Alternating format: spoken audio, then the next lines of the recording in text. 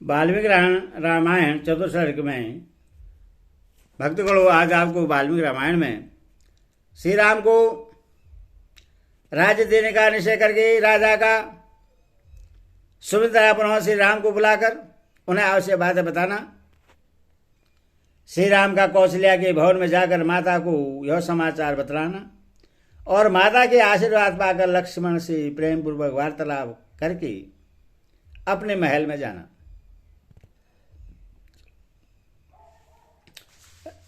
कथा सुनिए।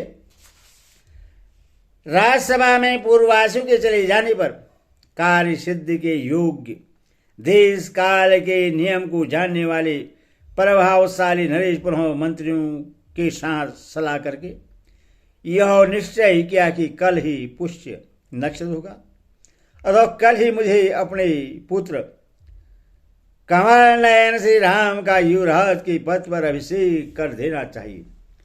तदंतर अंतपुर में जाकर महाराज दशरथ ने सूत को बुलाया और आज्ञा दी, जाओ श्री राम को एक बार फिर यहाँ बुला लाओ।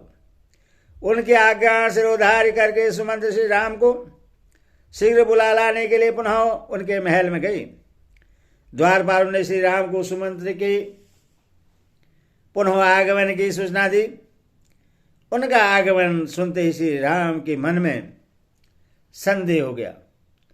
उन्हें भीतर बुलाकर श्री राम ने उनसे बड़ी उतावली के साथ पूछा, आपकी पुनः यहाँ आने का क्या आवश्यकता पड़ी, यह पूर्ण रूप से बतलाइए।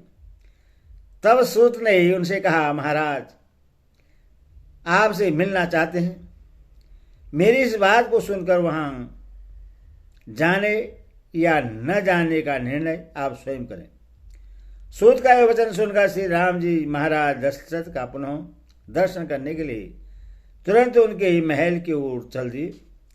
श्री राम को आया हुआ सुनकर राजा दशरथ ने उनसे पीड़ित था उत्तम बात कहने के लिए उन्हें महल के भीतर बुला लिया।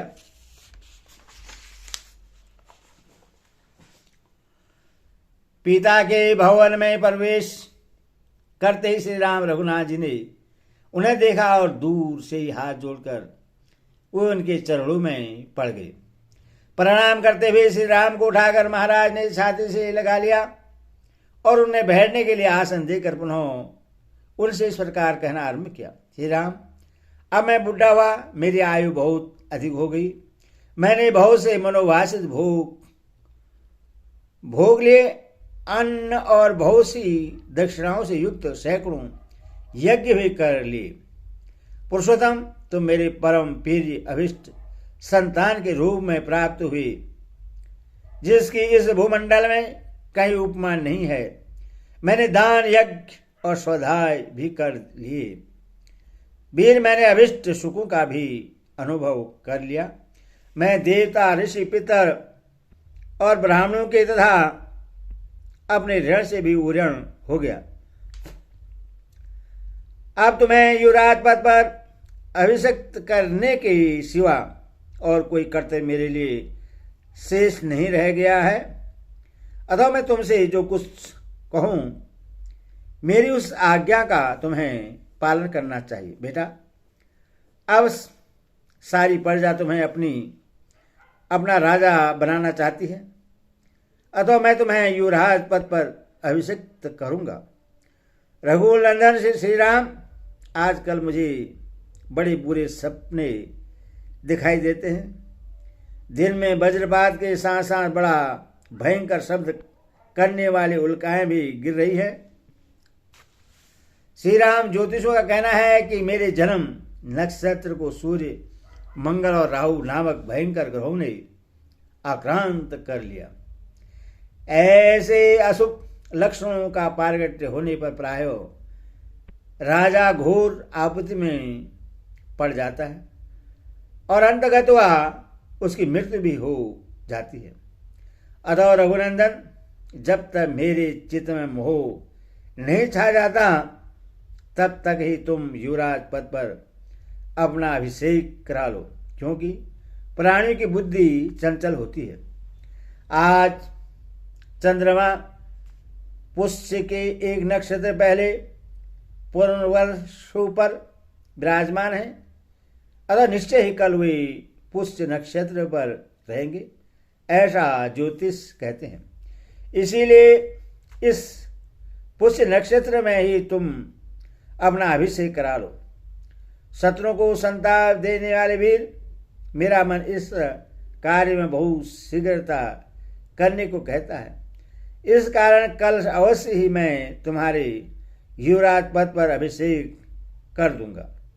अतः तुम इस समय से लेकर सारी रात इंद्र स्वयंपूर्वक रहते हुए वधू सीता के साथ उपवास करो और कुश की शैया पर सो।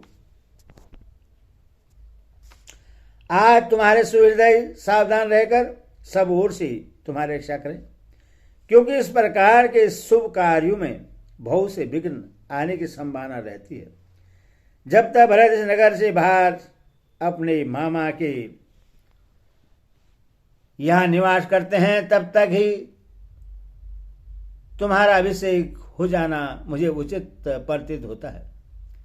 इसमें संदेह नहीं कि तुम्हारे भाई भरत सत्पुरुषों के आचार व्यवहार में स्थित हैं, अपने बड़े भाई का अनुसरण करने वाले, धर्मात्मा, दयालु और जितेंद्रिय हैं, तथापि मनुष्य का चित्त प्राय स्थिर नहीं रहता, ऐसा मेरा मत है। रघुनंदन, धर्मपरायण सत्पुरुष का मन भी विभिन्न कारणों से राग देशादि से संयुक्त हो जाता है। राजा के इस प्रकार कहने और कल होने वाले राज्याभिषेक के निमित्त वज्र पालन के लिए जाने की आज्ञा देने पर श्री राम जी पिता को प्रणाम करके अपने महल में गए।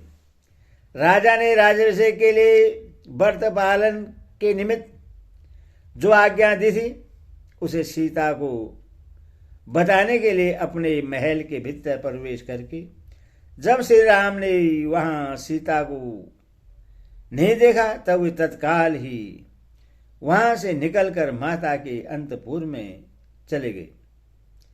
वहां जाकर उन्हें देखा माता कौशल्या रेशमी वस्त्र पहने मौन हो देव मंदिर में बैठकर देवता की आराधना में लगी है और पुत्र के लिए राजलक्ष्मी की याचना कर रही है।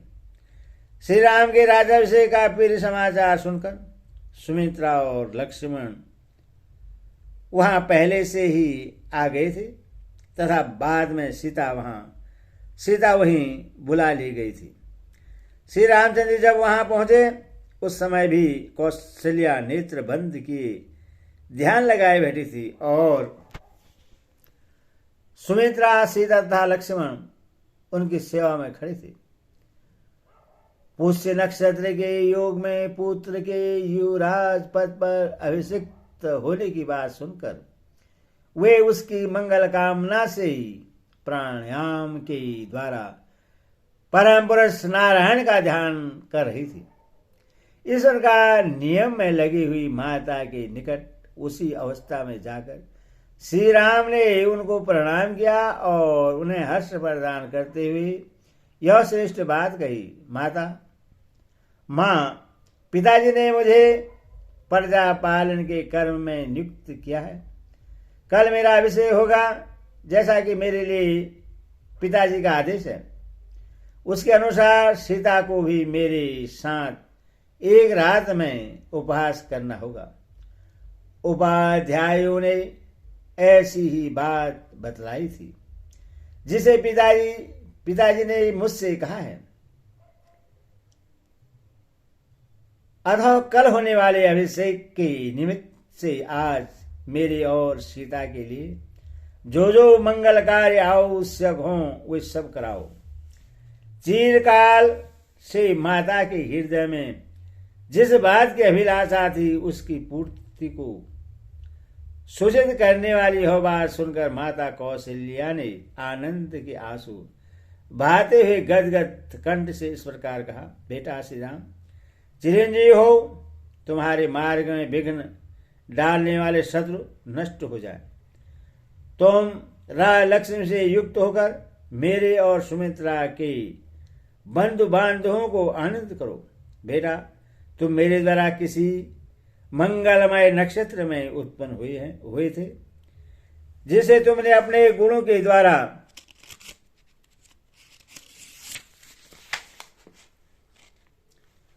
दशरथ को प्रश्न कर लिया। बड़े हर्ष की बात है कि मैंने कमलनयन भगवान विष्णु की प्रसन्नता के लिए जो व्रत उपवास आदि किया था वह आज सफल हो गया। बेटा, उसी के फल से यह इक्ष्वाकु कुल की राजलक्ष्मी तुम्हें प्राप्त होने वाली है। माता के ऐसा कहने पर श्री राम ने विनम्र भाव से हाथ जोड़कर खड़े हुए अपने भाई लक्ष्मण की ओर देखकर मुस्कुराते हुए से कहा, लक्ष्मण, तुम मेरे साथ इस पृथ्वी के राज्य का शासन पालन करो। तुम मेरे दृढ़ अंतरात्मा हो। यह राजलक्ष्मी तुम्ही को प्राप्त हो रही है। सुमित्रानंदन, तुम अभिष्ट भोगों और राज्य के श्रेष्ठ फलों का उपभोग करो। तुम्हारे लिए ही मैं इस जीवन तथा राज्य की अभिलाषा करता हूं। लक्ष्मण से ऐसा कहकर श्री राम ने दोनों माताओं को प्रणाम किया और सीता को भी साथ चलने की आज्ञा दिलाकर वे उनको लिए हुए अपने महल में चले गए। इस प्रकार श्री वाल्मीकि निमित्त आशासाद आदि काव्य अयोध्याकांड में चौथा सर्ग पूरा हुआ है। बोलो सियावर रामचंद्र की जय।